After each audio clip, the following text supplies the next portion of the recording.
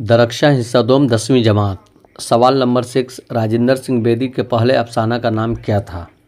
तो राजेंद्र सिंह बेदी के पहले अफसाना का नाम है ऑप्शन बी, महारानी का तोहफा। सवाल नंबर 7, राजेंद्र सिंह बेदी 1948 ईस्वी में ऑल इंडिया रेडियो के किस ओहदे पर थे? तो ऑल इंडिया रेडियो के किस ओहदे पर थे? तो सवाल नंबर 7 का ऑप्शन बी, स्टेशन डायरेक्टर। सवाल number 8, Rajendra Singh Bedi post office में कहाँ काम करते थे?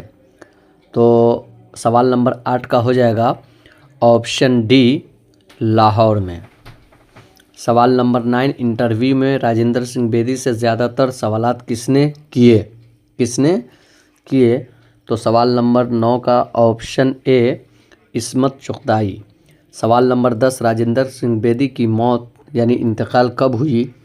तो सवाल नंबर 10 का हो जाएगा ऑप्शन डी, 11 नवंबर 1984 ईस्वी।